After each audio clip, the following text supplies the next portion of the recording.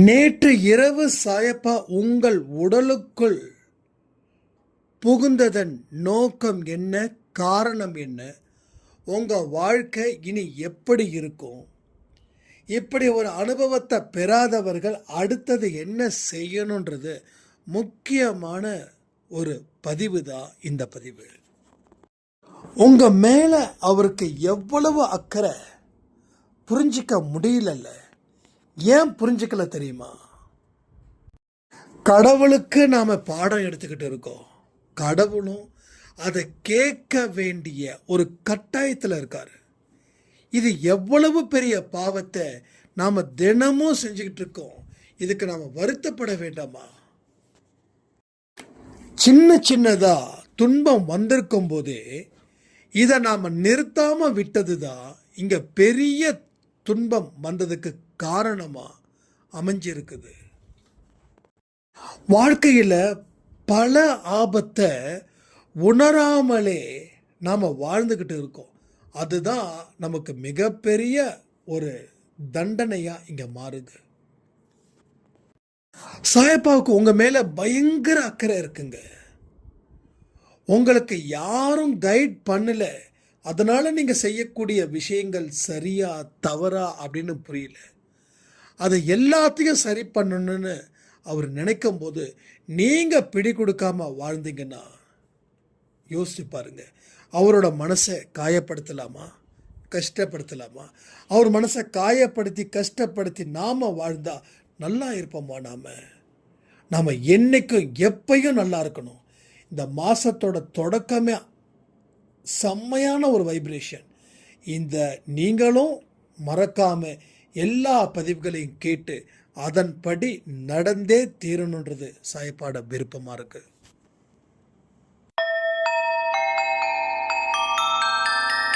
ஓம் சாயிரா சாயிரா, ஓம் சாயிரா சாயிரா, ஓம் சாயிரா சாயிரா, அன்பே சாயிரா, பேரன்பே சாயிரா, அகிலம் தளிக்க ஆத்மா விழிக்க அனுதினம் சாயிரா, எங்கள் அன்பே சாயிரா.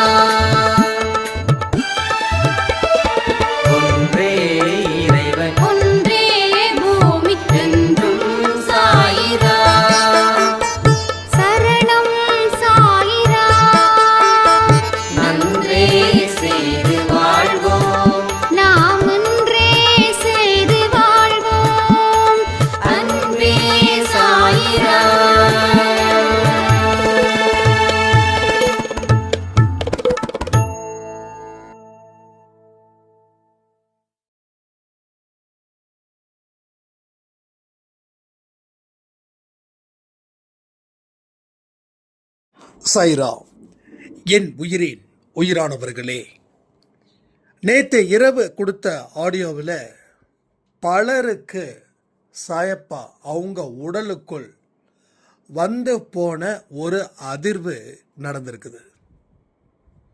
அதை விவரிக்க முடியாத அளவுக்கு இருந்துச்சு. இத்தனை நாள் சாயப்பா என் கூட இருக்காரான்னு என்னென்னமோ நான் சோதித்தேன்.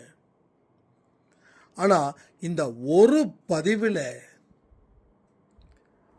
உள்ளே இருந்து பண்ண பிரார்த்தனையில் கண்களை மூடி அவரை அழைக்கும்போது ஒரு நொடி என்னுடைய உடம்பு மெய் சிலிர்த்துச்சு அப்படின்னு. சாயப்பா என்னைக்குமே நீங்கள் அழைத்தால் ஓடி வருபவர் அவர் மட்டும்தான். நீங்கள் உறவுகளை அழைச்சாலும் நண்பர்களை அழைச்சாலும் அவங்களுக்கு எப்போ நேரம் கம்ஃபர்டபுளாக இருக்குதோ அன்னைக்கு ஓடி வருவாங்க. ஆனால் சாயப்பாவை அழைச்சா மட்டும் மறு கணமே நிற்பார். அது தெரியுமா உங்களுக்கு? எனக்கு நிறைய அனுபவங்கள் இதன் மூலமாக வந்திருக்குது. இப்போது அதனால் அவரை அழைக்கிறதே இல்லை. ஏன்னா அவர் முதல்ல அழைச்சா வந்தார். இப்போ என்னை விட்டுட்டு அவர் போக மாட்டேன்றாரு. ஏன் அப்படின்னா நாம் நடந்துக்கிறத பொறுத்து அவர் நம்மளை கூட இருக்கிறதா வேண்டாமான்னு முடிவு பண்ணுறார். அப்போ இன்னைக்கு ஒரு ஜர்க்கு உங்களுக்கு வந்துடுச்சு நேற்று இரவு அப்படின்னா, அப்போ உங்ககிட்ட வர, நீங்கள் அழைத்தவுடன் வர அவர் தயாராக இருக்கிறார்னு அர்த்தம். அப்போ நீங்கள் அழைச்சிங்க, வந்தார், வந்துட்டு போயிட்டார். அப்போது உங்ககிட்ட வருவதற்கு உண்டான அந்த புண்ணியம், அந்த பாக்கியம் உங்களுக்கு இருக்கிறதால தான் அவர் வந்தார். எத்தனையோ பேருக்கு அந்த விஷயம் நடக்கலை, ரைட்? எத்தனையோ பேருக்கு அந்த விஷயம் நடக்கலை.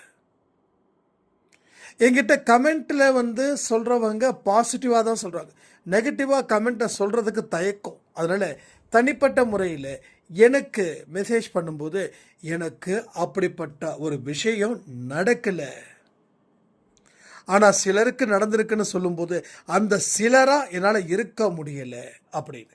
இப்பயும் சொல்கிறேனே, இன்னைக்கு நடக்கலைன்னா இன்னொரு நாள் நடக்கும். நடக்காதுன்றது இல்லை, இன்னைக்கு இல்லைன்னா நாளைக்கு இருக்குதுன்னு அர்த்தம். ஆனால் நீங்கள் முடிவு பண்ணக்கூடாது, இன்னைக்கு இல்லைன்னா என்றைக்கும் இல்லைன்னு. அப்படி முடிவு பண்ணிட்டீங்கன்னா என்றைக்குமே இல்லை. சரி, இன்னைக்கு தான் இல்லை, கரெக்டு, நம்ம மேலே அந்த நம்பிக்கை இன்னும் அவர் மேலே நம்ம கொண்டு வரலை, அந்த நம்பிக்கை ஏனோ தோணும் தான் இருக்குது அப்படின்னு நீங்கள் உங்கள் மனசுக்குள்ள ஒரு விஷயத்தை உறுதிப்படுத்திட்டீங்கன்னா, அந்த மனசு நம்பிக்கைக்குரிய வழிகள் என்ன இருக்குதுன்றதை அது பார்க்கும், அதன்படி உங்களை வழி நடத்தும். எல்லா விஷயமும் முடியும். இப்பயும் சொல்கிறேன், உங்கள் துக்கத்தை குறைக்கணுமா? நிச்சயமாக முடியும். அவரை வரவழைக்கிற நமக்கு நம்ம துக்கத்தை அவர் குறைக்க மாட்டாரா? இங்கே ஒரு 1000 பேர் இருக்கிறோன்னா ஒரு 100 பேருக்கு நடந்திருக்குது, அந்த 101 நம்ம நிச்சயமாக இருக்க மாட்டோமா என்ன? அப்போ அந்த 100 பேரும் மேலே இருந்து குதிச்சவங்களா இல்லை பாவங்கள் செய்யாதவர்களா? ஒன்று புரிஞ்சுக்கோங்க, அந்த 100 பேர் உங்களை விட பாவமும் செஞ்சிருக்கலாம், ரைட்டா? ஆனால் அவங்களுக்கு ஏன் வந்தாருன்னா, நம்பிக்கையோட அவங்க அழைச்சாங்க, வந்தார். நம்பிக்கையோட அழைச்சாங்க, வந்தார். நமக்கு நம்பிக்கை கொஞ்சம் குறைஞ்சிருச்சு, வரல. நேற்று காலையில் 12 மணிக்கு கொடுத்த ஆடியோவில் கூட இதை பற்றி ரொம்ப தெளிவாக சொல்லியிருக்கேன். ஒரு சின்ன சந்தேகத்தோட அவரை அழைச்சா கூட வரமாட்டார். ஒரு உணர்வு பூர்வமாக, கண்களில் ஒரு கண்ணீரோட, என் வாழ்க்கையில் நீ ஒருத்தர் தானே எனக்கு இருக்கிற, நீ என் கண்ணுக்கு வராமல் இருக்க முடியுமான்னு நினச்சி அவரை அழைச்சிட்டிங்கன்னா நிச்சயமாக அது உங்களுக்கும் நடக்குமே. ஏன் நடக்காது? எல்லாருமே தெய்வத்தோட குழந்தைங்க, புரிஞ்சுக்கோங்க. 10 கொலை பண்ணவனும் தெய்வத்தோட குழந்தை தான். அந்த 10 கொலை பண்ணவனும் இறக்கும்போது அழுது புலம்பி கடவுள்கிட்ட மன்னிப்பு கேட்டு இறக்கிறவனும் உண்டு. கொசுவை கூட அடித்தா பாவன்னு இருக்கக்கூடிய மனுஷனும் கடவுளோட குழந்தை தான். ஸோ எல்லாருமே கடவுளோட குழந்தை தான். சாகும்போது ஒவ்வொரு மனுஷன் மாறுறான், சில மனுஷன் மாறாமலே சாகுறான். ஆனால் அவனுக்கு அடுத்த ஜென்மத்தில் அதற்கு உண்டான படிப்பினை, அதற்கு உண்டான தண்டனை கொடுத்து கடவுள் திருத்துவார். தண்டனை கொடுக்கறதே திருத்தத்தான். தண்டனை கொடுக்கறத அழிக்க இல்லை, தண்டனை கொடுக்கறதே திருத்தத்தான். கடவுள்கிட்டேருந்து வாங்கக்கூடிய ஒரு தண்டனையும் ஆர்வமாக எடுத்துக்கோங்க, அதை ஏற்றுக்கோங்க. ஏன்னா அற்புதத்துக்கு சொந்தக்காரராக மாற போகிற ஒரு விஷயத்தை நீங்கள் புரிஞ்சுக்கிட்டீங்கன்னா, அப்போ இந்த தண்டனை எவ்வளவு ஒரு சுகமான சுமையை கொடுக்க போகுது அப்படின்ற ஒரு விஷயமும் அதுக்குள்ளே இருக்கும். பல விஷயங்கள் உங்கள் வாழ்க்கையில் கண்களுக்கு முன்னாடி எவ்வளவு கடினமாக ஒரு விஷயம் இருந்தாலும் அது உங்கள் முன்னாடி வந்து நிற்கும்போது உங்களுக்கு தகுந்த மாதிரி அது எளிதாக்கப்படும். அது எளிதாக்கப்படும். ஒரு விஷயத்தை பயிற்சி செஞ்சுட்டு ஒருத்தர் ஹேண்டில் பண்ணுறதுக்கும் பயிற்சி செய்யாமல் ஒருத்தர் ஹேண்டில் பண்ணுறதுக்கும் இருக்கக்கூடிய டிஃப்ரென்ஷியேட் கவனிச்சிருக்கீங்களா? அப்போ உங்கள் வாழ்க்கையில் புதுசாக ஒரு பிரச்சனை வருதுன்னா அதை நீங்கள் ஃபேஸ் பண்ணும்போது ஒரு பயம், ஒரு நடுக்கம், ஒரு கடினம் எல்லாமே இருக்கும். ஆனால் புதுசாக ஒரு பிரச்சனை உங்கள் முன்னாடி வந்திருக்கும் போது அது உங்களுக்காகவே வடிவமைக்கப்பட்டு அது உங்களுக்கு உள்ளேயே தீர்க்கப்படக்கூடியதாக கூட இது இருக்கும். அந்த பிரச்சனை வந்து போனதுக்கப்புறம் தான் தெரியும் எவ்வளவு பெரிய ஒரு மகத்தான விஷயத்தை இவர் செஞ்சிருக்காரு அப்படின்னு. ஸோ வாழ்வது அப்படின்றது கஷ்டம் இல்லை, துன்பத்தை நாம் குறைப்பதுன்றது கஷ்டம் இல்லை. உங்கள் வாழ்க்கையில் பிரச்சனைகளை தீர்ப்பதுன்றது உங்களுக்கு ஒரு பொருட்டே இல்லை, உங்கள் பொருட்டே இல்லை. சீரியஸா இங்கே எல்லாமே நடக்குது. பிரச்சனைகளும் அதிகரிக்குது, அதுவும் நடக்குது. பிரச்சனைகள் தீருது, அதுவும் நடக்குது. ஆனால் ஒரு நெகட்டிவை நாம் நம்புகிறோம், ஒரு பாசிட்டிவை நம்ம நம்ப மாட்டேன்றோம். நீ நல்லா இருப்ப அடுத்த வருஷம் அப்படின்னா நம்ப மாட்டேன்றோம். உனக்கு அடுத்த வருஷம் வாழ்க்கையில் பிரச்சனை வருதுன்னா நம்புகிறோம். நீ நல்லா இருப்பன்னு யாராவது சொன்னாங்கன்னா கோயிலுக்கு போயிட்டு விளக்கை ஏற்றி கடவுளுக்கு நன்றிகள் செலுத்தி ஏதாவது இல்லாதவங்களுக்கு கொடுத்து அந்த மாதிரி நம்ம செய்யலை. ஆனால் நீ நல்லா இருக்க மாட்ட, உன் வாழ்க்கையில் பிரச்சனை வரும் அப்படின்னா அடுத்த நாள் கோயிலுக்கு போகிறோம். அப்போ நல்லா இருக்குதுன்னு சொன்னதை நீ நம்பல, நீ நல்லா இருக்க மாட்டேன்னு சொன்னாங்களே அதை நீ நம்புற. அப்போ நம்ம மனசு எவ்வளவு பெரிய ஒரு முட்டாள்தனமான விஷயத்தை அது உண்மைன்னு நினச்சி செயல்படுதுன்னா நம்ம பெறுவது வெற்றியாக பெற முடியும். எதை பெற முடியும்? தோல்வியை மட்டும்தான் பெற முடியும். அதுதான் நம்ம மனசு நம்மளை முட்டாளாக்கிக்கிட்டே இருக்குது ஒவ்வொரு நாளும், ஒவ்வொரு நொடியும். அப்போ இதில் இருந்து தானே நம்ம கரை சேரணும். அப்படியே ஆற்றுலேயே போயிட்டு இருந்தால் என்ன ஆகும்? எங்கேயாவது மோதி முடிஞ்சிடுவோம். இப்போ தத்தளிச்சுக்கிட்டு இருக்கிறோம். கரை சேர வேண்டிய நேரம், கரை சேரணும். கரை இருக்கு, கரை இருக்கிற பக்கம் போகணும். அப்போ தான் கரை சேர முடியும். நாம் கரை இல்லாத சைடே போயிட்டுருக்கோம். அது போக போக போக மேலும் மேலும் ஆபத்தை கொடுக்கும். ஆரம்பத்திலேயே இந்த பயணம் கரை சேரக்கூடியதா இல்லை கரை சேராமல் வேறு இடத்துக்கு போகக்கூடியதான்னு அப்பப்போ நம்ம செக் பண்ணிக்கிட்டே இருக்கணும். அப்போ செக் பண்ணும்போது தான் இது இந்த இந்த இடத்துல இந்த கரை இல்லை, இது ஒரு பெரிய ஆபத்தை விளைவிக்கக்கூடிய பகுதியாக இருக்க போகுதுன்னு ஒரு உணர்வு ஏற்படும். இப்படி தான் நம்ம பலமாக நீந்துக்கிட்டு இருக்கோம். ஆனால் சேர வேண்டிய இடத்துல சேராமல், ஒதுங்க வேண்டிய இடத்துல ஒதுங்காமல் அலை அடிச்சுக்கிட்டு போயிட்டு இருக்குது. அது மேலும் மேலும் துன்பத்தை கொடுக்குது. புரியுதா? ஆரம்பத்திலேயே ஒரு துன்பம் கொடுக்குது ஒரு செயல் அப்படின்னா அந்த செயலை நிறுத்திருக்கலாம். செயலை என்ன பண்ணோம்? நிறுத்தலை, விட்டதை பிடிக்கலாம். இந்த சீட் ஆடுறவங்க, இந்த ரம்மி, இவங்கெல்லாம் என்ன பண்ணுவாங்க? ஒரு 10,000 பெட் கட்டி ஆடுவாங்க. அடுத்தது 15,000 ரூபா வரும். அதுதான் சிக்கல், அதுதான் வலை பின்னப்படுதுன்னு அர்த்தம். அப்போது ஜஸ்ட்டு ஒரு ½ an hourக்குள்ளே 5,000 வந்து ஏர்ன் பண்ணியாச்சு. இப்போது அந்த காசை பார்த்தவங்களுக்கு சும்மா இருப்பாங்களா? 15,000 வை. அப்போ மறுபடியும் 15,000 சுத்தமாக புட்டுக்கோ. அப்போது 5,000 ரூபாய் சம்பாதிச்சது போயிடுச்சு, அசல் 10,000 ரூபாய் காலி. இப்போ என்ன பண்ணணும்? இந்த 15,000 பிடிக்கணும். இப்படி கடைசியில் பிடிச்சி வீட்டை விற்றவங்க, வீட்டை விட்டு ஓடினவங்க, ஏன் எத்தனையோ இடத்துல சூசைட் கூட நடந்திருக்குது. நம்ம நிறைய பேப்பரில் பார்க்குறோம். அப்போது ஆரம்பத்திலேயே ஒரு 15,000 ரூபாய் லாஸ் ஆச்சு. அதோட ஒரு பாடத்தை படிச்சுட்டு அதை முடிச்சிருந்தா இன்றைக்கி இந்த பிரச்சனை வந்திருக்காது. ஸோ இது போல தான் ஒரு செயல் ஒரு துன்பத்தை கொடுக்குதுன்னா கடவுள் உங்களுக்கு உணர்த்துறாரு. கடவுள் உங்களுக்கு உணர்த்துறாரு. ஆனால் நீங்கள் கடவுளுக்கே பாடம் எடுக்கக்கூடிய மனிதராக போயிட்டீங்கன்னா என்ன பண்ண முடியும்? கடவுள் என்ன பண்ணுறாருன்னா, நீங்கள் எடுக்கிற பாடத்தை அவர் பார்க்குறாரு. சரி, நம்ம பையன் பாடம் எடுக்க போகிறான், அவன் எடுக்கட்டும், அதை நாம் பார்ப்போம் அப்படின்னு. இதுதான் இங்கே நடக்குது. அப்போ இந்த ஒரு விஷயத்த, இப்படி எடுக்கப்பட்ட பாடம் அத்தனையும் தப்பான பாடமாக போயிடுச்சு. அப்போ கடவுள் நீங்கள் போடுற ஆட்டத்துக்கு எந்த விஷயத்தையும் ரெஸ்பான்ஸ் இல்லாமல் இருக்கார். என்னைக்கு உங்கள் ஆட்டம் நிற்குதோ அன்னைக்கு கடவுள்கிட்ட ஓடோடி வருவீங்க. அது வரைக்கும் கடவுளுக்கும் உங்களுக்கு சம்மந்தமே இல்லாத மாதிரி நீங்கள் ஆடுறீங்க, பாடுறீங்க, நடக்கிறீங்க.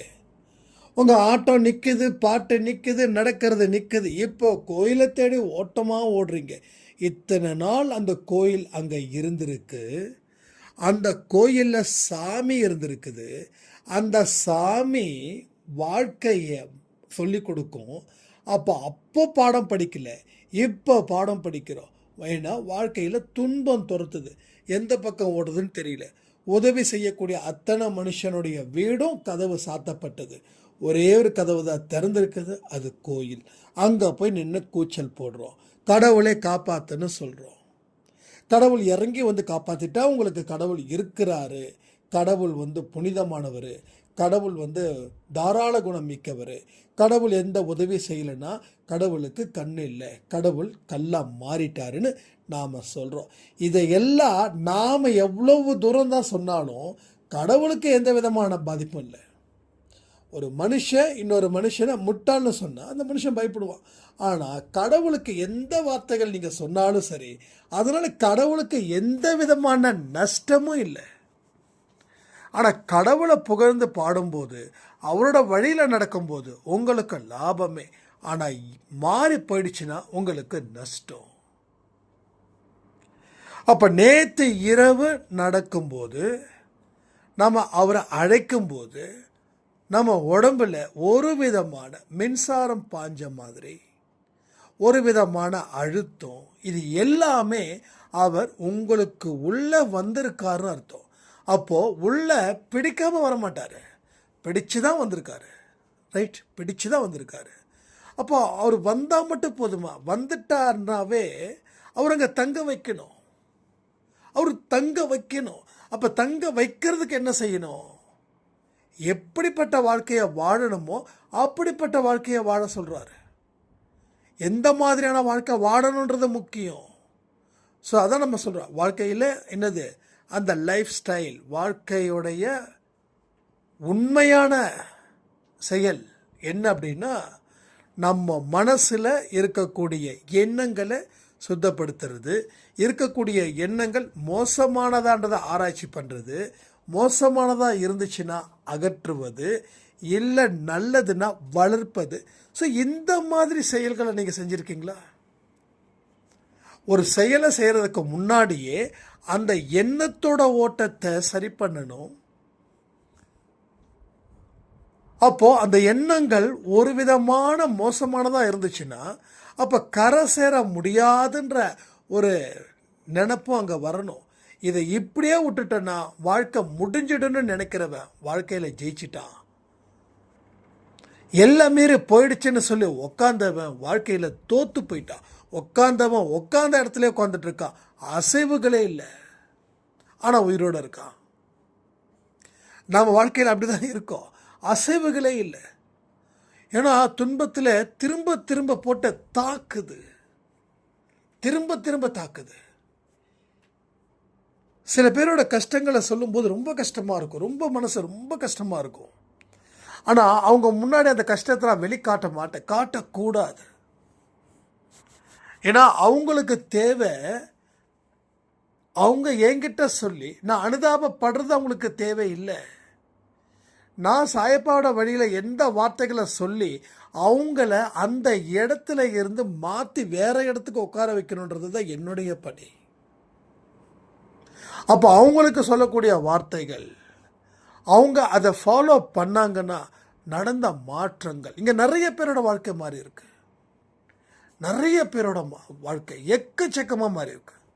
ஒரு சாய்ராம் வந்து அன்பே சாயில் இருக்கிறவங்க வாழ்க்கையில் ரொம்ப அடிபட்டு மிதிப்பட்டு வாழ்க்கை முடிஞ்சிடுச்சுன்னு நினச்சி வாழ்ந்துக்கிட்டு இருக்கும்போது அவங்களுக்கு என்னுடைய நம்பர் அன்பே சாயில் கிடச்சி அவங்க தொடர்ந்து எனக்கு ஃபோன் மேலே ஃபோன் பண்ணி பண்ணி பண்ணி ஒரு ஸ்டேஜுக்கு மேலே என்ன தான் இவங்களுக்கு பிரச்சனைன்னு சொல்லி நான் ஃபோனில் வந்து பேசும்போது அவங்க அந்த அழுகை, நான் ஒரே விஷயம் சொன்னேன், அவங்க அதுக்கும் ஃபீல் பண்ணாங்க. நான் சொன்னேன் ஃபீல் பண்ணாதீங்க, எல்லாம் நல்லதே நடக்கும்னு.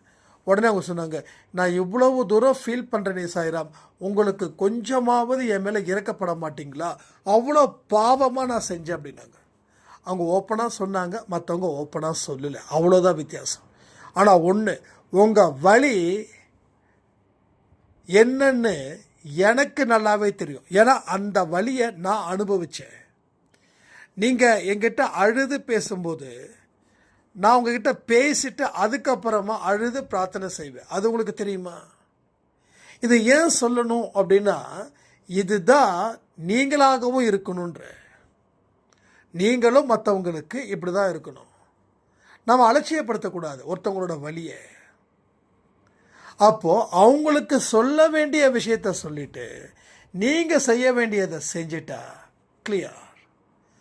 அப்போ வந்து அவங்கக்கிட்ட சொல்லும்போது சொன்னாங்க, இல்லைம்மா நீங்கள் முதல்ல பண்ணுங்கள், அதுக்கப்புறமா இன்றைக்கி அவங்க வாழ்க்கையில் டாப் லெவலில் இருக்காங்க.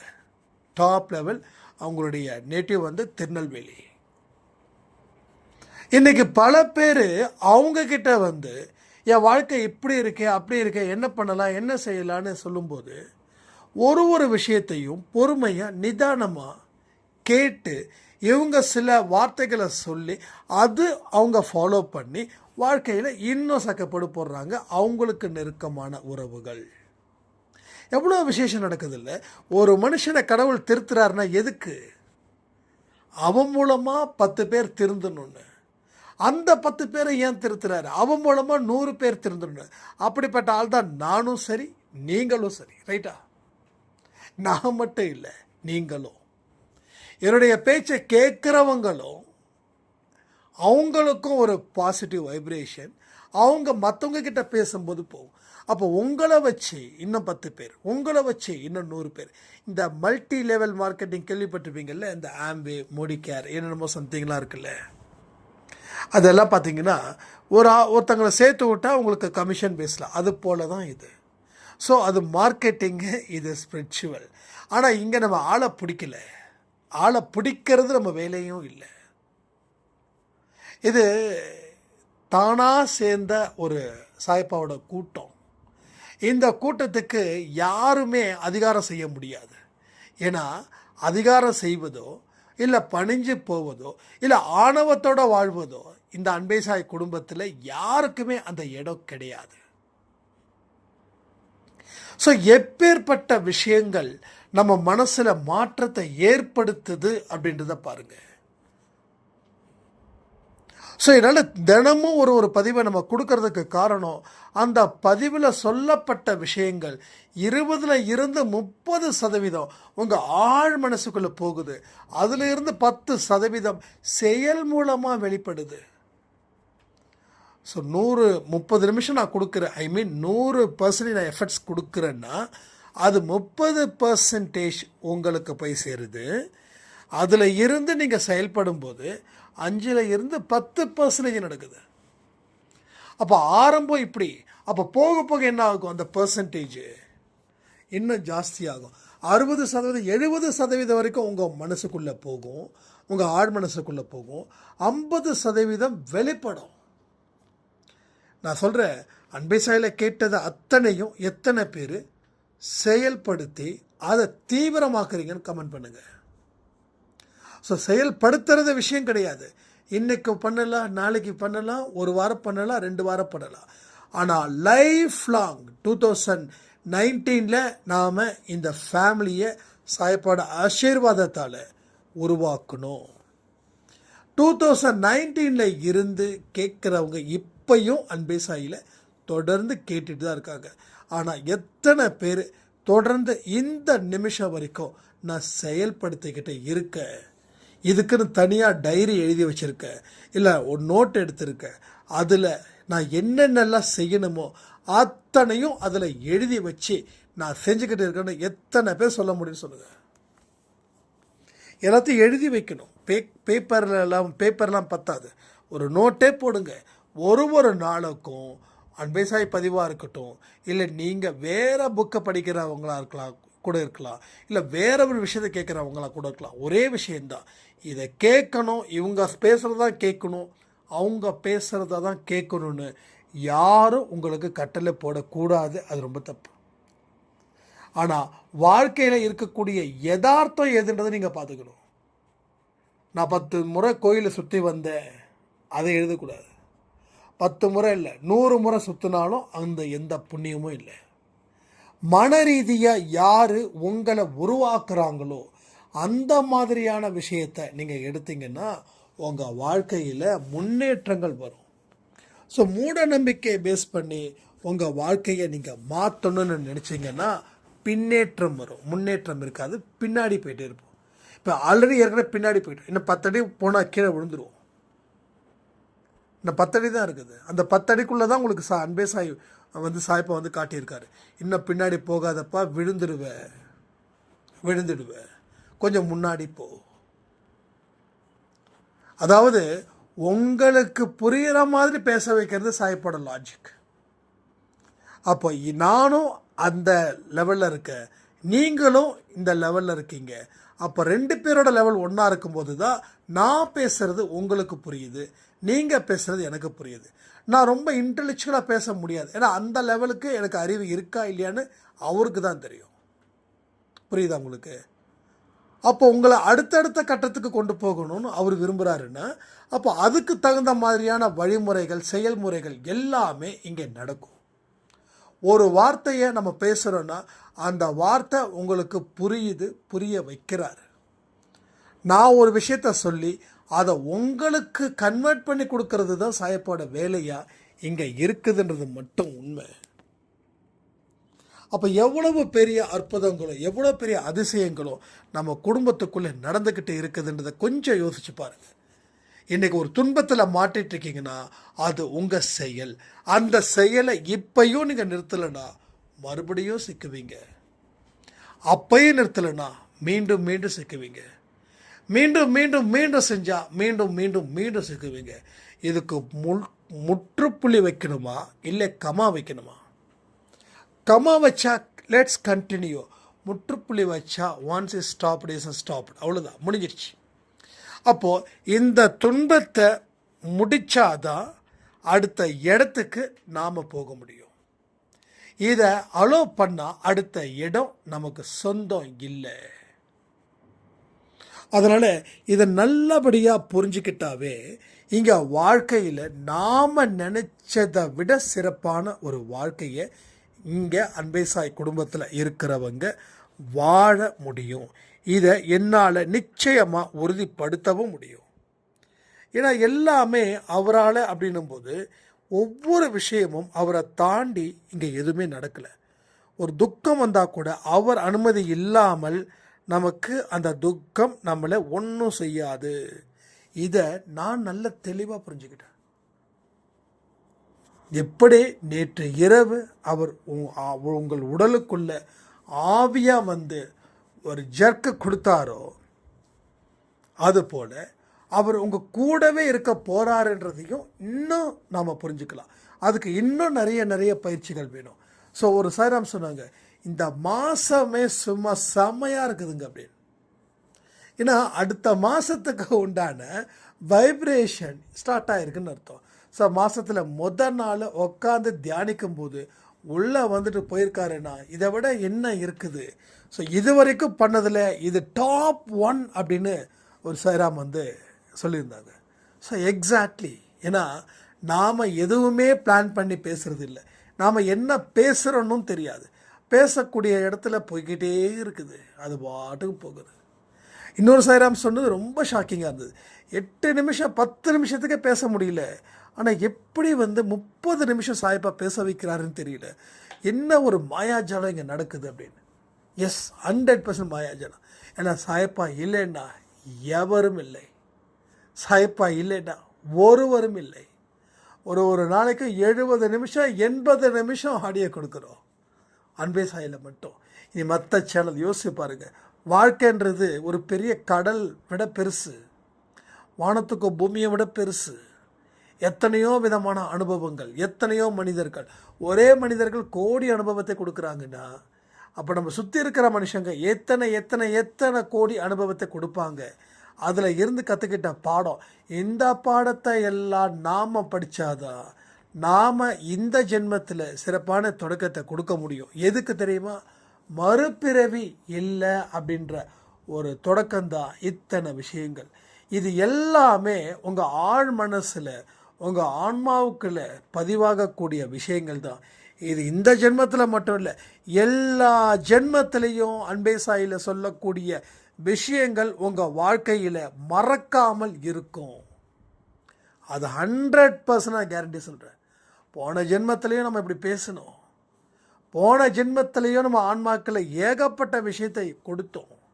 இந்த ஜென்மத்தில் சீக்கிரமாக ஸ்டார்ட் பண்ணிட்டோம், அடுத்த ஜென்மத்தில் இன்னும் சீக்கிரமாக ஸ்டார்ட் பண்ணுவோம்.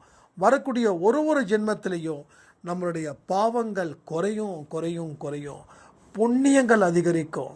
ஒரு பேரின்ப நிலையில் நாம் இருந்து வாழ்க்கையில் எப்படிப்பட்ட விஷயத்தை சாதிப்போம் தெரியுமா? அப்படிப்பட்ட நல்ல விஷயங்கள் இங்கே தொடர்ந்து நடக்கும் நடக்கும் நடந்தே தீருன்னு சொல்லி இந்த பதிவை நான் முடிக்கிறேன். ஜெய் சாய்ராம்.